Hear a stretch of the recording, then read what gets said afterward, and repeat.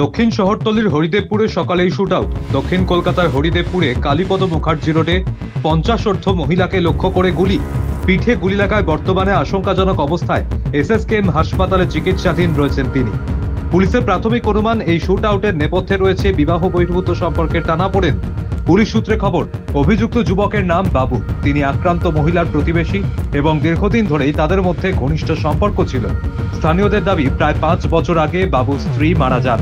তারপর থেকেই আহত মহিলার সঙ্গে তার বিবাহ বহির্ভূত সম্পর্ক তৈরি হয়। ওই মহিলা এক সন্তানের মা। বাবুরও একটি মেয়ে রয়েছে। প্রতিবেশীদের অনেকেই জানিয়েছেন দুই পরিবারের অজান্তে নাকি তারা গোপনে বিয়েও করেছিলেন, যদিও সে বিষয়ে কেউ নিশ্চিত নন।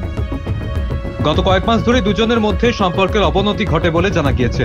পুলিশ সূত্রে খবর, মহিলার সম্পর্ক থেকে বেরিয়ে আসতে চাইছিলেন। কারণ হিসেবে তিনি জানিয়েছিলেন দুজনেরই সন্তান বড় হয়েছে এবং এই সম্পর্ক আর সমাজের চোখে গ্রহণযোগ্য নয়। সেই সিদ্ধান্তেই ক্ষুব্ধ হন বাবু।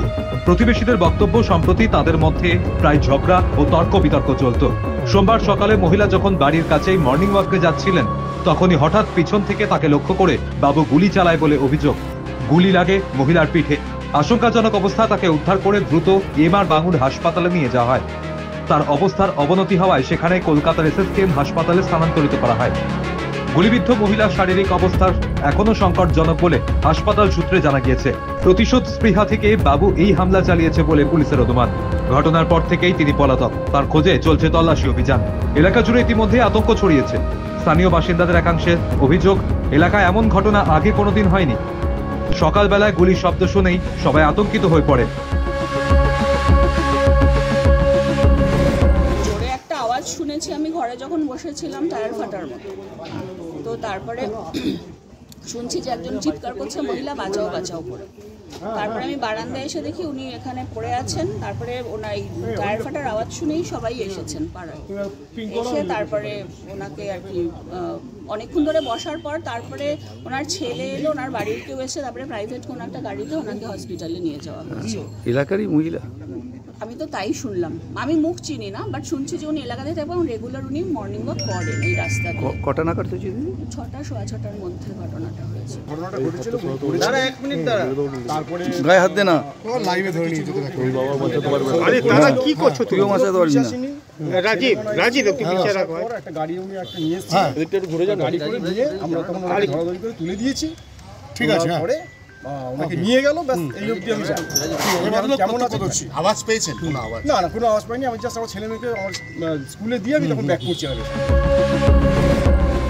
পুলিশ ঘটনাস্থলে পৌঁছে স্থানীয়দের জিজ্ঞাসাবাদ করছে। আশেপাশে সিসিটিভি ফুটেজও খতিয়ে দেখা হচ্ছে বলে জানিয়েছে তদন্তকারী আধিকারিকরা।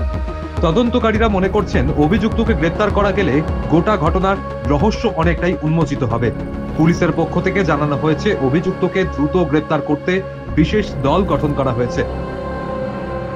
This incident was happened on the personal issues, personal enmity.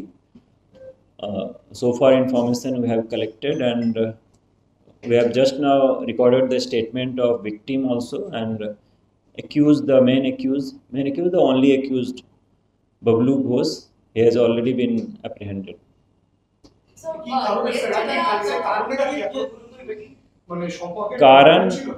কারণ এনাদের কিছু পার্সোনাল ইস্যু ছিল, ওর জন্যই হয়েছে।